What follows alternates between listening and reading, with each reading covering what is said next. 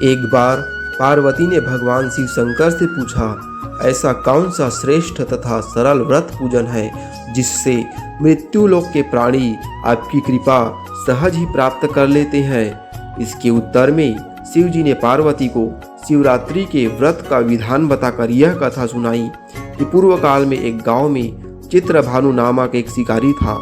पशुओं की हत्या करके वह अपने कुटुंब को पालता था। वह एक साहूकार का ऋणी था, लेकिन ऋण समय पर न चुका सकने पर क्रोधित साहूकार ने उसको शिव मठ में बंदी बना लिया। संयोग से उस दिन शिवरात्रि थी। बंदी रहते हुए शिकारी मठ में शिव संबंधी धार्मिक बातें सुनता रहा। वहीं उसने शिवरात्रि व्रत की कथा भी सुनी। संध्या होने पर साहूकार ने उसे बुलाया और ऋण चुकाने के लिए पूछा, तो शिकारी अगले दिन सारा ऋण लौटा देने का वचन दिया। साहूकार ने उसकी बात मान ली और उसे छोड़ दिया।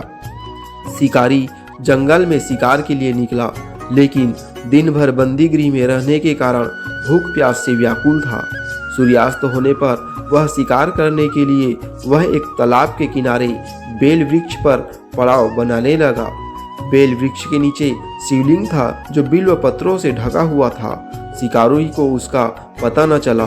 पड़ाव बनाते समय उसने जो टहनियाँ तोड़ी वे संयोग से शिवलिंग पर गिरी। इस प्रकार दिन भर भूखे प्यासे शिकारी का व्रत भी हो गया और शिवलिंग पर बेलपत्र भी चढ़ गए। शिकारी को उसका पता न चला। एक पहर रात्रि बीत जाने पर एक गर्भिणी मिर्गी तालाब पर पानी पीने पहुंची। शिकारी ने धनुष पर तीर चढ़ाकर जो ही प्रतंचा खींची, उसके हाथ के धक्के से बेलपत्र की कुछ पत्ते नीचे बने शिवलिंग पर जा गिरी और अनजाने में ही शिकारी की पहले प्रहर की पूजा हो गई। मृगी बोली, मैं गर्भिणी हूँ, शीघ्र ही प्रसव करूंगी। तुम एक साथ दो जीवों की हत्या करोगे जो ठीक नहीं है।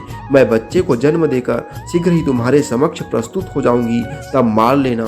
शिकारी ने प्रत्यंचा ढीली कर दी और मृगी जंगली झाड़ियों में लुप्त हो गई। कुछ ही देर बाद एक और मृगी उधर से निकली। शिकारी की प्रसन्नता का ठिकाना न रहा। समीप आने पर उसने धनुष पर बाण चलाया। कुछ बेलपत्र नीचे शिवलिंग पर जा गिरे और अनायास ही शिकारी की दूसरे प्रहर की पूजा भी हो गई। तब उसे देख मृगी ने विनम्रतापूर्वक निवेदन किया कि मैं थोड़ी देर पहले ऋतु से निवृत्त हुई हूँ, कामुतुर विरहिणी हूँ, अपने प्रिय की खोज में भटक रही हूँ।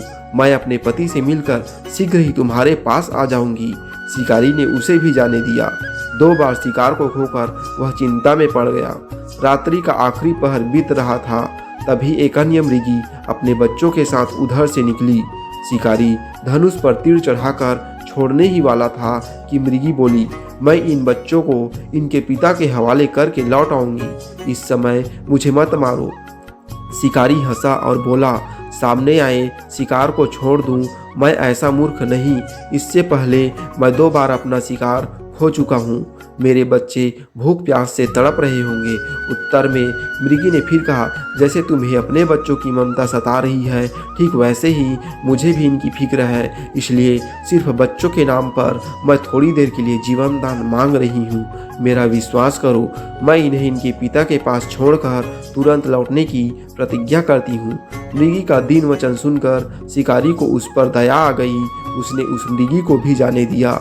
शिकार के अभाव में बेल वृक्ष पर बैठा शिकारी बेलपत्र तोड़ तोड़ कर नीचे फेंकता जा रहा था। उनकी तीसरे प्रहर की पूजा भी स्वतः ही संपन्न हो गई। पाँव फटने हुई तो एक हष्ट पुष्ट मृग उसी रास्ते पर आया। शिकारी ने सोच लिया कि इसका शिकार वह अवश्य करेगा। शिकारी की तनी प्रत्यंचा देखकर मृग विनती स्वरूप में बोला, भाई, यदि तुमने मुझसे पूर्व आने वाली 3 मृगियों तथा छोटे छोटे बच्चों को मार डाला है, तो मुझे भी मारने में विलंब न करो, ताकि मुझे उनके वियोग में एक क्षण भी दुख न सहना पड़े। मैं उन मृगियों का पति हूँ। यदि तुमने उन्हें जीवन दान दिया है, तो मुझे भी कुछ क्षण का जीवन देने की कृपा करो। मैं उनसे मिलकर तुम्हारे समक्ष उपस्थित हो जाऊंगा। मृग की बात सुनकर शिकारी ने सारी कथा मृग को सुना दी। तब मृग ने कहा, मेरी तीनों पत्नियां जिस प्रकार प्रतिज्ञाबद्ध होकर गई है, वे मेरी मृत्यु से अपने धर्म का पालन नहीं कर पाएगी। अतः जैसे तुमने उन्हें विश्वास पात्र मानकर छोड़ा है, वैसे ही मुझे भी जाने दो। मैं उन सब के साथ तुम्हारे सामने शीघ्र ही उपस्थित होता हूँ। उपवास, रात्रि जागरण तथा शिवलिंग पर बेलपत्र चढ़ने से शिकारी का हिंसक हृदय निर्मल हो गया था।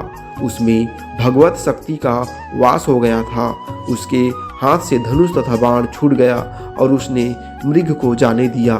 थोड़ी ही देर बाद वह मृग सपरिवार शिकारी के समक्ष उपस्थित हो गया ताकि वह उनका शिकार कर सके, किंतु जंगली पशुओं की ऐसी सत्यता, सात्विकता एवं सामूहिक प्रेम भावना देखकर शिकारी को बड़ी ग्लानि हुई।